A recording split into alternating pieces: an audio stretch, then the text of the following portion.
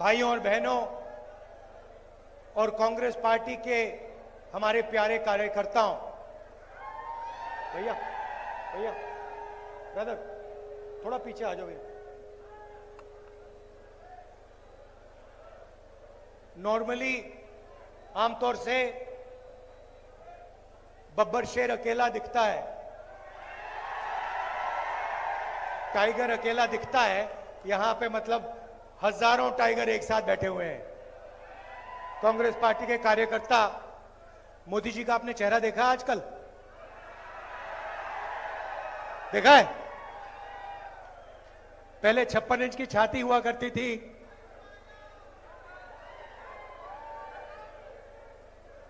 अब पहले 56 इंच की छाती, अब कहते भैया मैं नॉन बायोलॉजिकल हूं, मेरा तो सीधा भगवान से रिश्ता है, डायरेक्ट कनेक्शन है। पैनिक में आ गए, घबरा गए। जब आदमी घबराता है, उल्टी सीधी बात बोलता है। हिंदुस्तान के प्रधानमंत्री सबको कह रहे हैं कि भैया आप लोग बायोलॉजिकल, पूरा Hindustan biological, Narendra Modi non biological. आप लोग एक दूसरे से बात करो, नरेंद्र मोदी सीधे भगवान से बात करेंगे।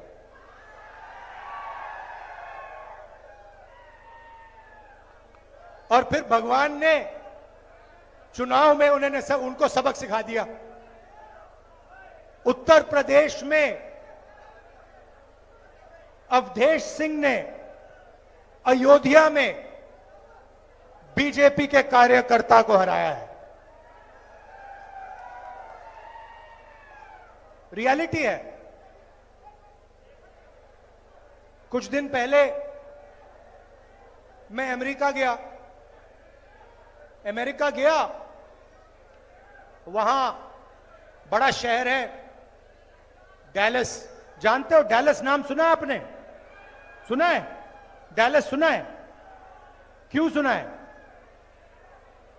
मैं बताऊं, क्योंकि हरियाणा से हजारों युवा यहां से भागकर डैलस जाते हैं, अमेरिका जाते हैं।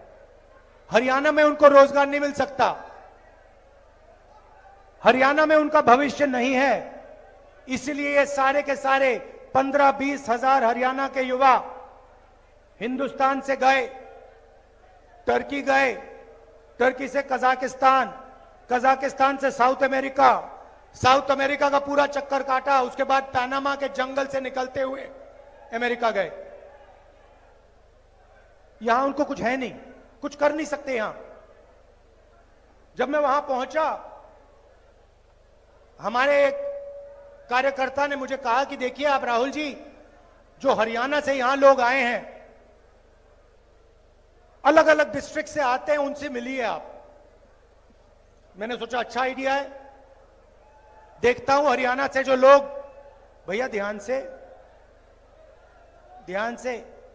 आपको नहीं गिरना है, बीजेपी को गिराना है।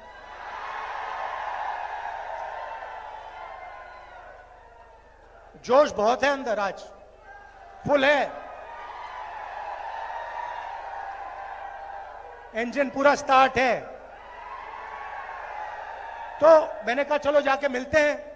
गया, 15-20 लोग छोटे से घर में रहते हैं, एक कमरे में एक साथ खाना पकाते हैं, एक साथ सोते, कोई जगह नहीं।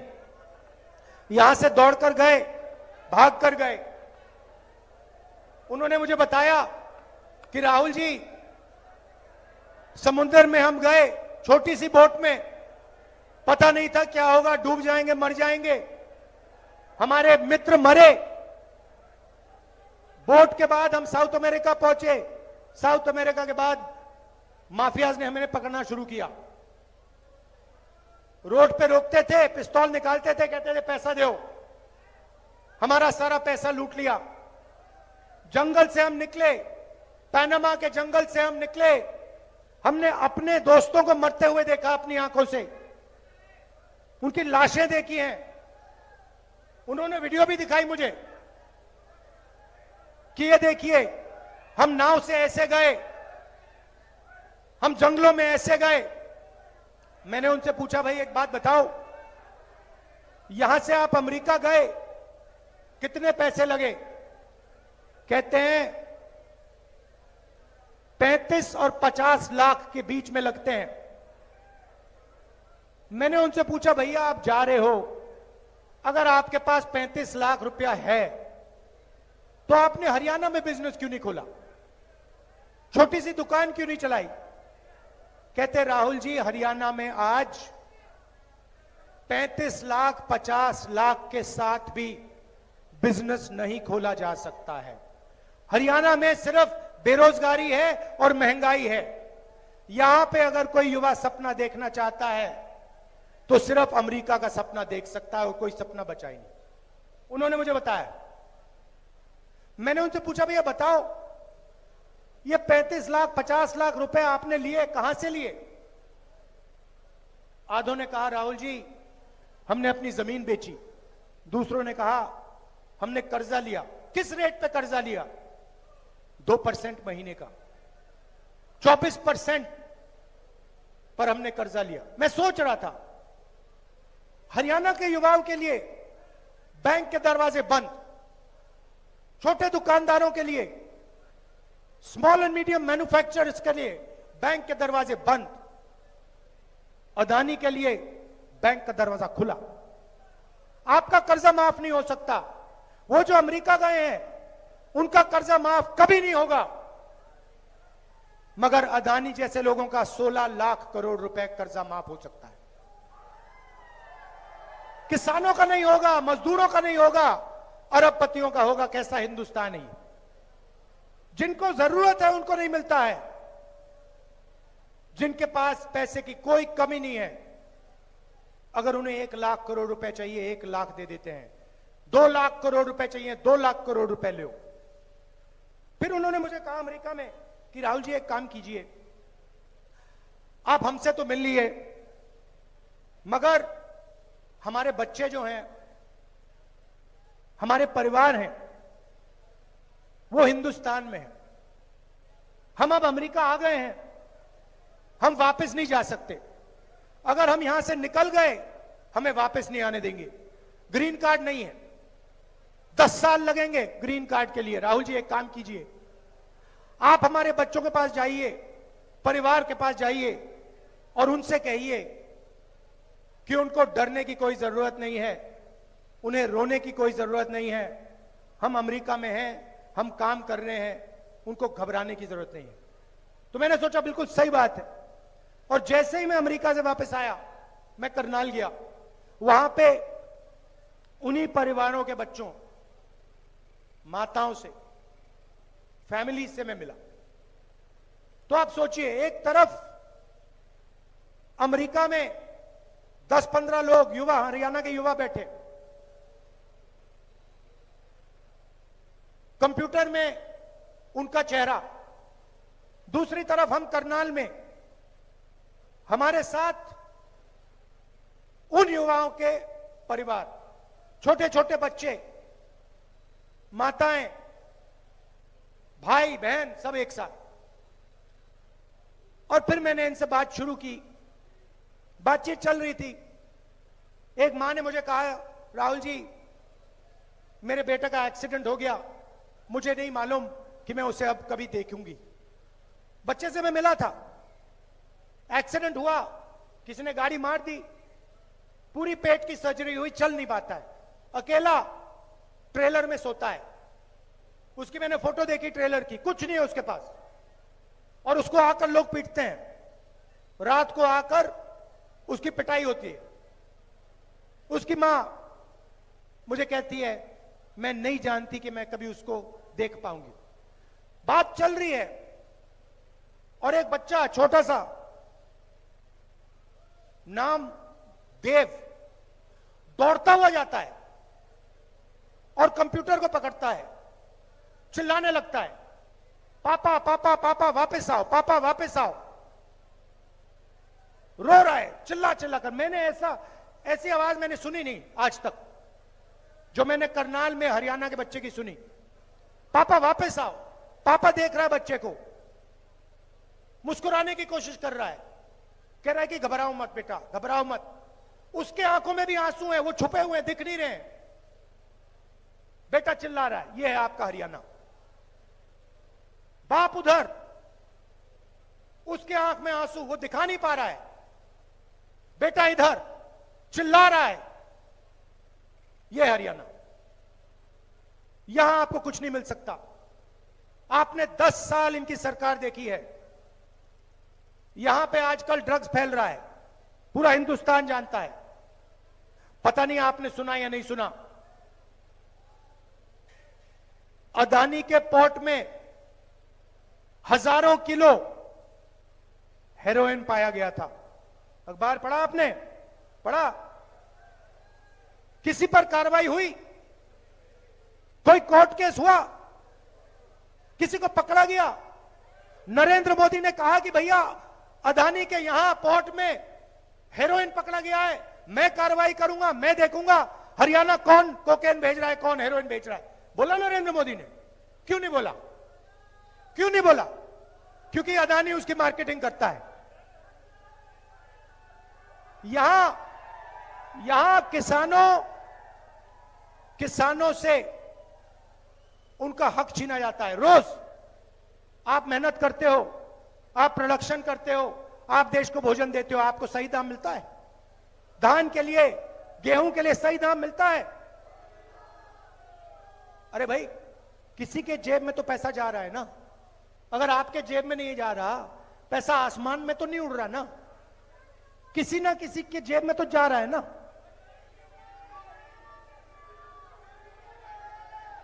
स्टोरेज टर्मिनल उसके, कोल्ड चेन उसकी, अंबानी के डिपार्टमेंट स्टोर, या भैया आपके जेब में पैसा आएगा या फिर अदानी अंबानी के जेब में पैसा जाएगा। सीधी सी बात है। इसलिए हमने निर्णय लिया है कि सरकार आने के एकदम बाद आपको हम यही एमएसपी दे देंगे, मिनिमम सपोर्ट प्राइस। मैं ये क्यों बोल रहा हूं? वो जो बच्चा है ना देव, मैं उसके आंसू हमेशा के लिए हटाना चाहता हूं। मैं नहीं चाहता हूं कि देव जैसे लाखों बच्चे हरियाणा में हर सुबह उठें, पापा की याद करें और रोएं। मैं ऐसा हरियाणा नहीं चाहता हूं। हम ये नहीं चलने देंगे, ये नहीं होने देंगे। और ये सिर्फ मैं एक बच्चे की बात नहीं कर रहा हूं। जब किसान से उसका धन छीना जाता है, उसके आंसू नहीं दिखते, क्योंकि खुल को रो नहीं सकता, मर जाएगा, इंसेक्टिसाइड पी जाएगा हिंदुस्तान का किसान, मगर आंसू नहीं निकलेंगे। यह सच्चाई है। हरियाणा के किसान को मैं जानता हूं, आपके साथ मैंने खेती की है हरियाणा में, मैंने देखा है क्या हो रहा है। हरियाणा का किसान नहीं रो सकता है, छुपाने पड़ते हैं आंसू, बच्चे रोते हैं, भूख लगती है बच्चे रोते हैं। ऐसा हमें नहीं चाहिए हरियाणा। और जहां भी देखो उन्हीं लोगों को फायदा होता है। एयरपोर्ट देखो अदानी, बंबई का एयरपोर्ट, लखनऊ का एयरपोर्ट, सारे के सारे एयरपोर्ट अदानी। मोबाइल फोन चलाओ अंबानी, पोर्ट्स को देखो अदानी। अब ये खेती में आना चाह रहे हैं। ये जो काले कानून है इन्हीं दोनों के लिए बनाए गए हैं। गलतफहमी में मत होइए।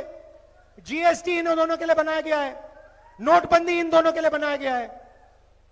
दो मेन है, इनके पीछे 10-15 और है, अरबपति हैं।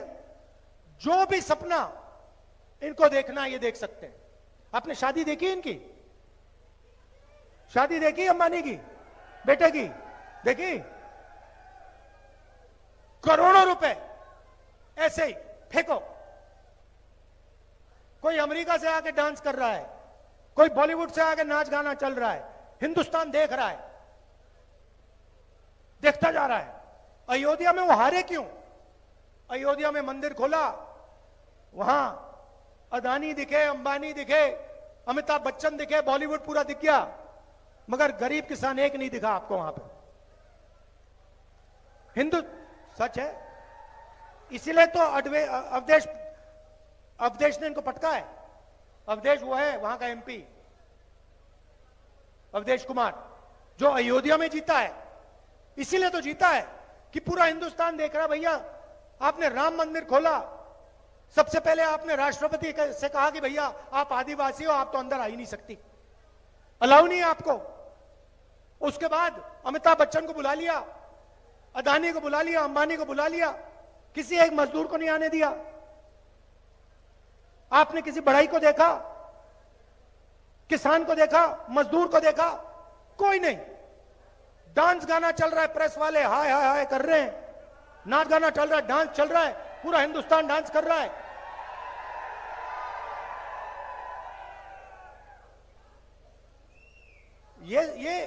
ये रियलिटी है आपकी। तो अब आप कहोगे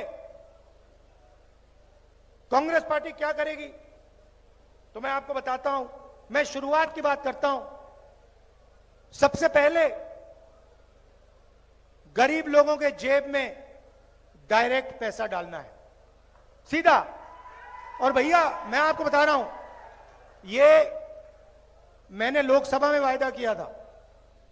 मैंने वायदा किया था कि हर गरीब परिवार के बैंक अकाउंट में, सुनो, हर गरीब परिवार के बैंक अकाउंट में मैं और कांग्रेस पार्टी इंडिया गठबंधन 1 लाख रुपए साल के अंदर डालने जा रही है। ये हमने कहा था, ये मैं छोड़ूंगा नहीं, आज नहीं तो कल। मैं बता रहा हूं, याद रखो आप, जितना पैसा इन्होंने अंबानी अदानी को दिया ना, मैं उतना ही पैसा निकाल कर हिंदुस्तान के किसानों को देने जा रहा हूं। मुझे कोई फर्क नहीं पड़ता मीडिया वाले कुछ बोले ना बोले। छोटे बिजनेस वालों को, मिडिल साइज बिजनेस वालों को, बेरोजगार युवाओं को, किसानों को, मजदूरों को, जब नेशनल लेवल पे सरकार आएगी हमारी जो आने वाली है, उसी टाइम जितना पैसा नरेंद्र मोदी ने अदानी और अंबानी को दिया है, गिनती से मैं उतना ही पैसा हिंदुस्तान के गरीब लोगों को दूंगा। मगर अब हरियाणा की बात।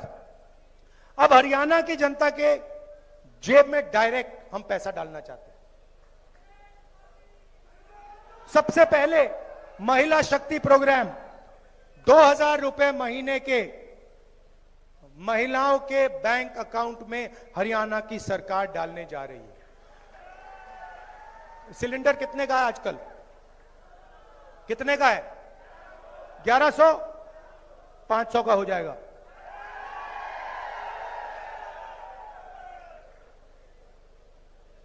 पुरानी पेंशन स्कीम ये इन्होंने आपसे छीनी, हम ये आपको वापस देने जा रहे हैं। 6000 रुपए बुजुर्ग लोगों को, डिसेबल्ड लोगों को और विधवाओं को 6000 रुपए महीने के। युवाओं को जो सरकार में 2 लाख वैकेंसीज हैं वो हम देने जा रहे हैं। मगर सुनिए, सबसे जरूरी बात सुनिए, ये जो 2 लाख नौकरियां दी जाएंगी, हरियाणा के युवाओं को दी जाएंगी, ये हर एक जात को, सबको फेयरनेस के साथ इक्वली दी जाएंगी। ये हरियाणा की हर एक जात को ये नौकरियां मिलेंगी, सबकी सबको। किसानों को मैंने कहा कि एमएसपी गारंटी करके हम आपको देंगे, और जो आपका बीमा का पैसा है वो आपको 6 महीने बाद, 1 साल बाद, 3 साल बाद नहीं मिलेगा। जैसे ही नुकसान होगा उसके एकदम बाद आपको आपका बीमा का पैसा दिया जाएगा। गरीबों को 100 गज का प्लॉट, 3.5 लाख रुपए 2 कमरे के घर के लिए, और 300 यूनिट फ्री में बिजली, 25 लाख रुपए का हेल्थ इंश्योरेंस, जैसे हमने राजस्थान में किया था, हम हरियाणा में करने जा रहे हैं। आखिरी बात मैं आपसे कहना चाहता हूं, लड़ाई कॉन्स्टिट्यूशन को बचाने की है, यह आप समझ लीजिए। हाँ, अग्निवीर का मैं आपको 2 मिनट में समझाता हूं।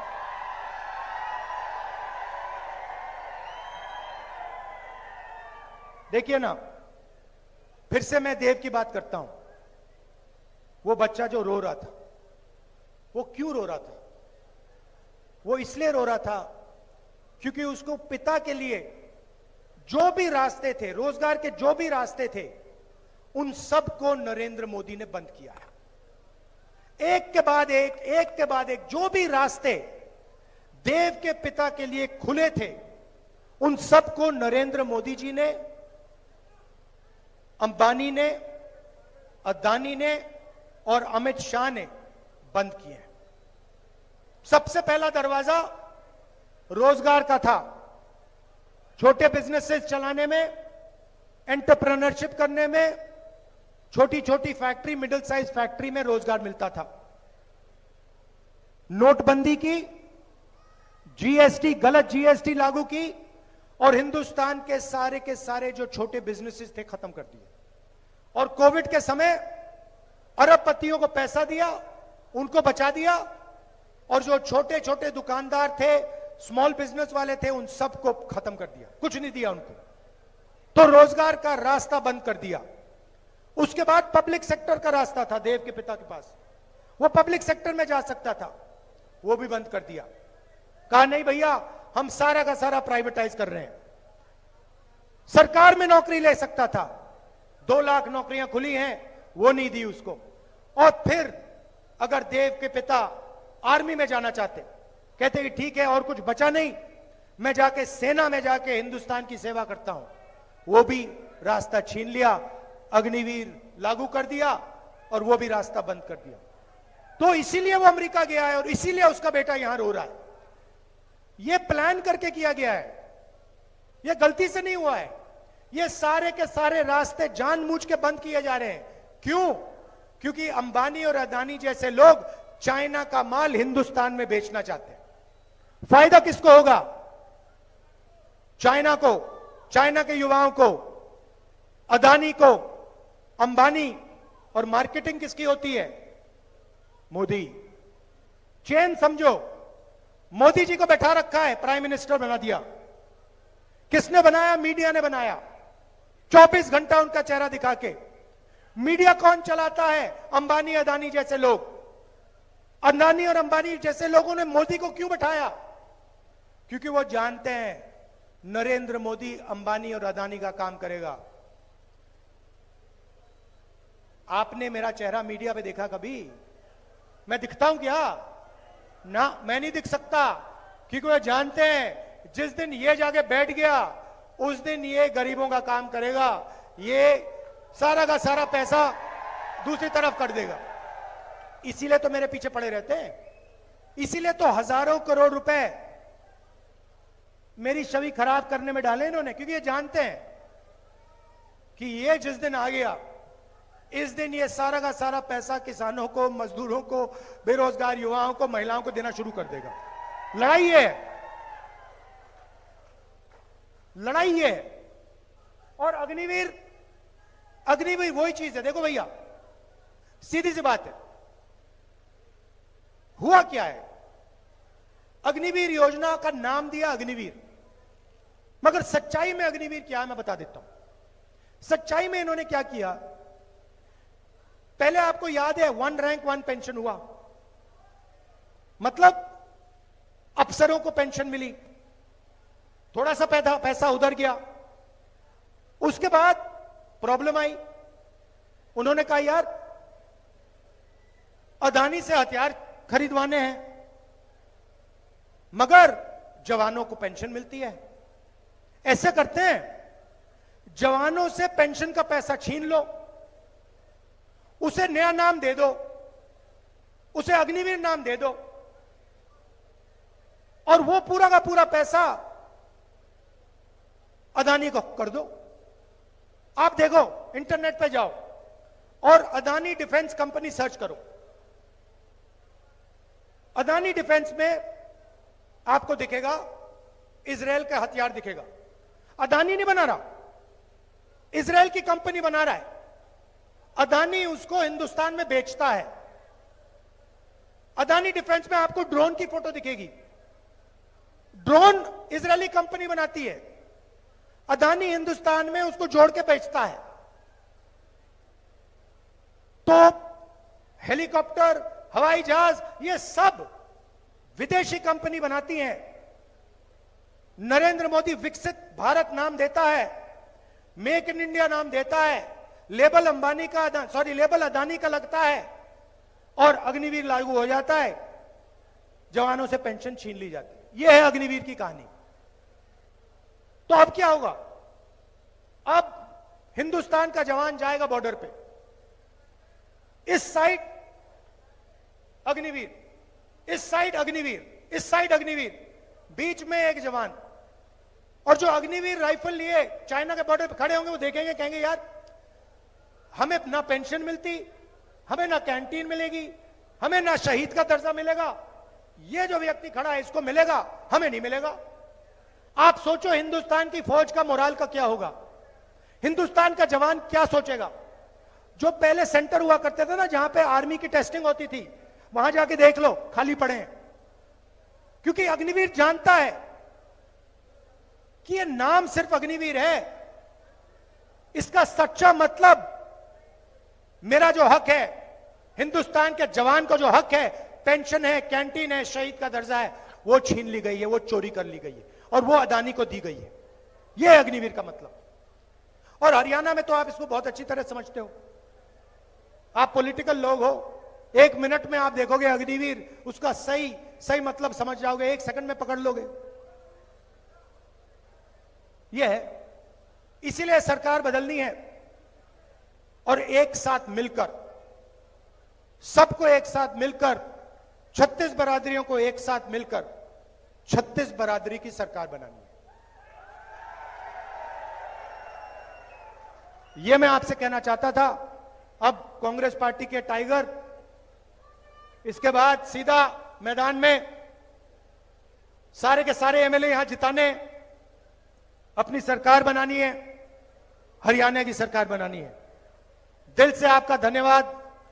आप जानते हो, जब भी मेरी जरूरत हो, पार्लियामेंट में कुछ बुलवाना हो, लोकसभा में कुछ कहलवाना हो, हरियाणा की कोई भी मदद करवानी हो, मुझे बुलाओ, मैं यहां हाजिर हो जाऊंगा। दिल से आपका धन्यवाद। और याद रखिए, कॉन्स्टिट्यूशन गरीबों की रक्षा करता है। ये आरएसएस वाले लोग कॉन्स्टिट्यूशन को मिटाना चाहते हैं, हटाना चाहते हैं। ये इनका पूरा लक्ष्य यही है कि किसी ना किसी तरह कॉन्स्टिट्यूशन, जिसने हिंदुस्तान के गरीब लोगों को शक्ति दी, जगह दी, ये मिट जाए। कह नहीं सकते, मगर इनका लक्ष्य यही है कि कॉन्स्टिट्यूशन को हटा दो और जो पहले का सिस्टम था, वो सिस्टम वापस ले आओ। हम कॉन्स्टिट्यूशन की रक्षा करेंगे। अंबेडकर जी का कॉन्स्टिट्यूशन है, गांधी जी का कॉन्स्टिट्यूशन है, हिंदुस्तान के गरीबों का कॉन्स्टिट्यूशन है। इस कॉन्स्टिट्यूशन को कभी नहीं छूने देंगे हम। धन्यवाद। जय हिंद। राहुल जी का बहुत बहुत इशार पार्लियामेंट क्षेत्र में पहुंचने पर साथियों धन्यवाद करता हूं। और मैं विश्वास दिलाता हूं राहुल जी, सारी की सारी सीटें हिसार पार्लियामेंट क्षेत्र की आपकी जोड़ी में जाएंगी। हाथ खड़े करके विश्वास दिला दो। और हमारे नौजवान साथी दीपेंद्र सिंह का इसमें बहुत बड़ा योगदान है।